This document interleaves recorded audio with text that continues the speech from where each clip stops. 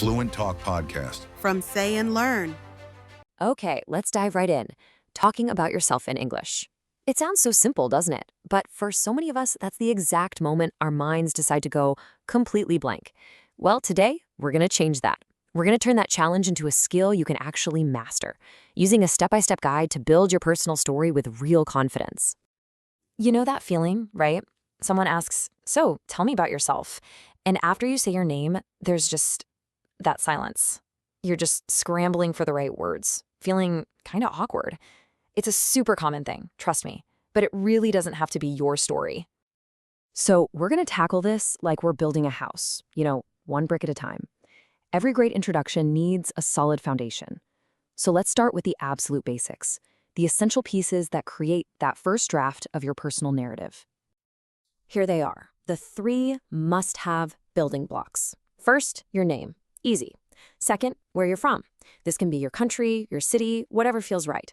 And third, what you do, your job, or what you're studying.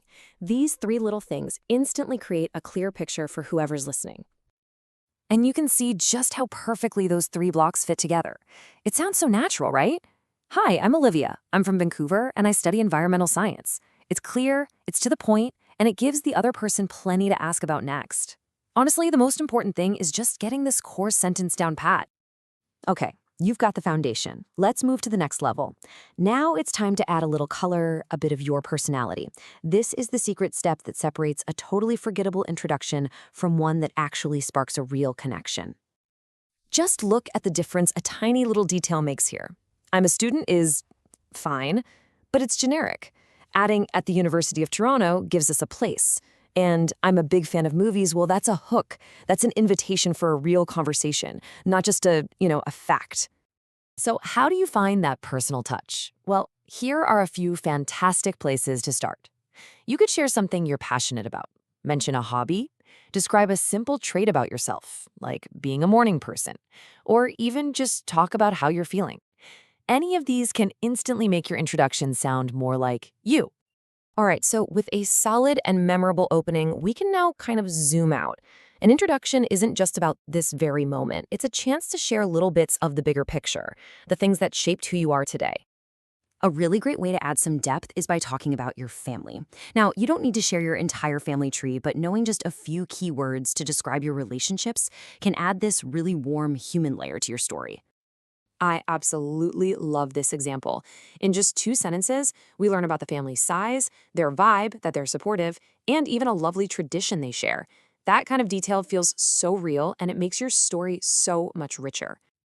And hey, family is just one piece of the puzzle. You can weave in details about your hometown, share a memorable trip and what it taught you, or even mention your dreams for the future.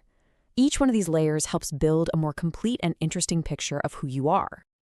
Okay, we have all the building blocks now for what is maybe the most important part, turning all this knowledge into real spoken confidence. Because, look, knowing what to say is one thing, but feeling comfortable saying it out loud, that's everything. And that only comes from practice. So before we get to the challenge, let's just lock in the right mindset. If you remember one thing from this whole explainer, make it this. You're aiming for communication, not perfection. Seriously. Everyone makes mistakes. The goal is just to connect. So try to think in English, practice a little bit every day, and be sure to celebrate your progress along the way. This quote really just nails the whole idea. Don't get overwhelmed thinking you need to be a perfect speaker overnight. Every single sentence you practice, every little conversation you have, that's a win. It's a slow and steady process of building. And to make that building process super practical, here it is, your 7-day challenge. Each day, you focus on just one piece of your story. Take a minute, maybe 2, and just speak out loud on that topic. You can even record yourself on your phone. The goal is simply to get the words out and get comfortable hearing your own voice tell your story in English. At the end of the day, please remember this. The best introductions are not the ones with flawless grammar or the biggest vocabulary. They're the ones that feel real. Your experiences, your personality, your dreams, that's the stuff people actually connect with. So, as we wrap this up, I'll just leave you with this question. You have the tools now. You have a plan. So, who are you going to share your story with first? Maybe a friend, a language partner, or hey, even just yourself in the mirror. The next step is all yours.